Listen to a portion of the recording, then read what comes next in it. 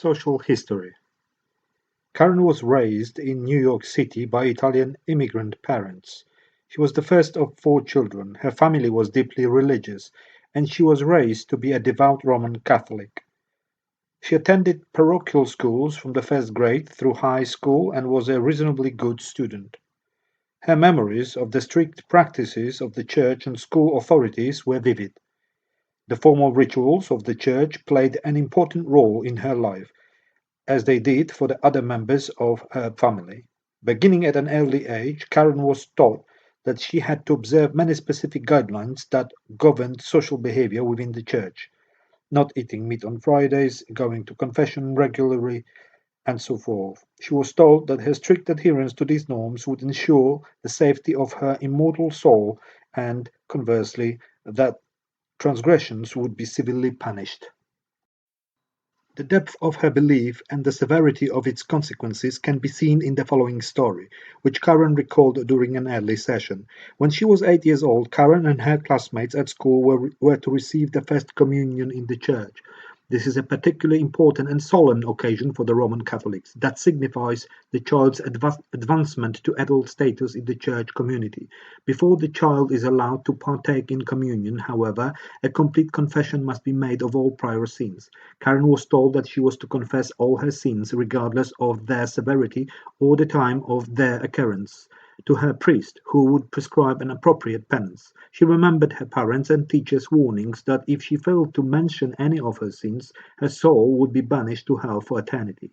This threat was still vivid in Karen's mind many years later. Despite the terror aroused by these circumstances, Karen intentionally failed to tell the priest about one of her sins. She had stolen a small picture book from her classroom and was now afraid either to return it or to tell anyone about the crime. She lived with intense guilt about this omission for several years and could remember having occasionally terrifying nightmares that centered around imagined punishments for not providing a complete confession. In subsequent years, Karen intensified her efforts to abide by even the most minute details of church regulations, but she continued to harbor the conviction that she could never atone for this mortal sin. Karen remembered her parents as having been very strict disciplinarians. Her mother was apparently a rather unemotional and rigid person who had insisted on the maintenance of order and cleanliness in their household. Beyond her unerring adherence to religious rules and regulations, Karen's mother kept the family on the tight schedule with regard to meals and other routine activities. When the children deviated from these guidelines, they were severely punished.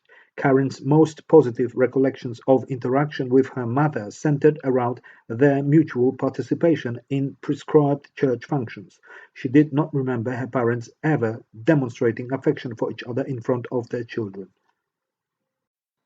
Karen married Tony after she graduated from high school, and she became pregnant 2 months later. During this pregnancy, she witnessed an unfortunate accident at her neighbor's apartment. While Karen was chatting with her friend, the woman's infant daughter crawled off the porch and was run over by another child riding a bicycle. The girl was seriously injured and remained in the hospital for several weeks. Shortly after this accident, Karen began experiencing repetitive, intrusive thoughts about injuring herself at unpredictable but frequent intervals throughout the day. She would find herself thinking about jumping out of windows, walking in front of cars, and other similar dangerous behaviors. These thoughts were, of course, frightening to her, but she could not prevent their occurrence.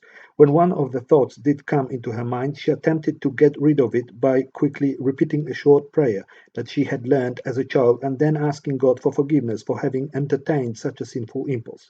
This procedure was moderately successful as a temporary source of distraction, but it did not prevent the reappearance of a similar intrusive thought several hours later. These thoughts of self injury occurred less frequently and seemed less troublesome after the birth of her first child, Jennifer, perhaps because Karen was soon preoccupied with all of the responsibilities of caring for the baby. During this same time, Karen began to be disillusioned with the church. Her distress centered around a number of reforms that had been introduced by Pope John the 23rd and the Ecumenical Council.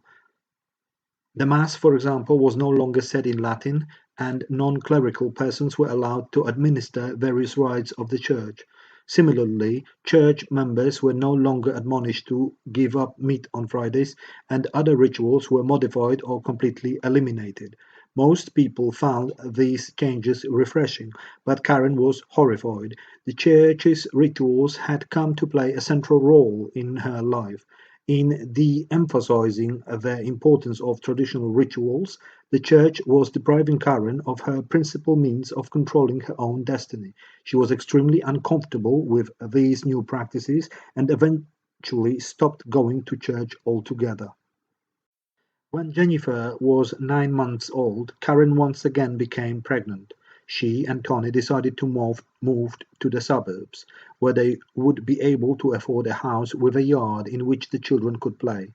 Although she was proud of their new home, Karen began to feel depressed during this period because she missed her old friends.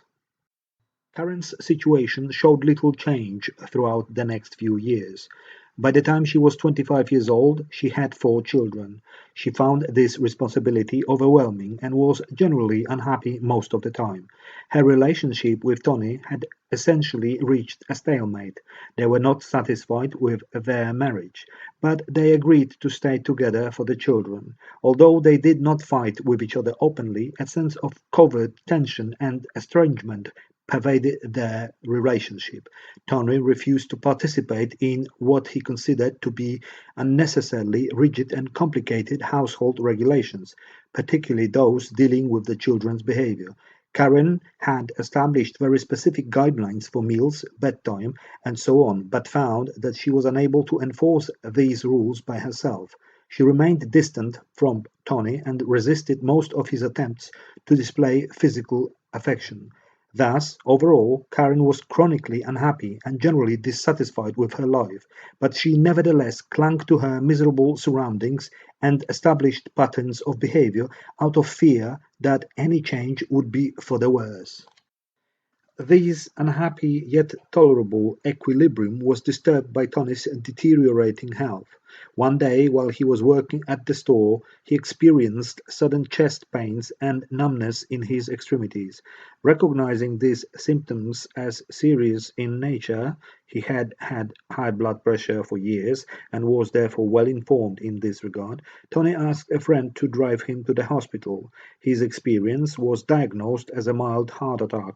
Further testing revealed serious structural abnormalities in his heart. He was eventually discharged from the hospital, given a complete medical disability, and laid off from his job. Karen became more and more depressed after Tony began staying home during the day. It was during this time that her fears about the children's safety became clearly unreasonable, and she started performing her counting rituals. Karen realized that her situation was desperate because she felt that she had lost control of her own behavior and experienced considerable anxiety whenever she attempted to resist performing their rituals. At this point, she finally decided to seek professional help.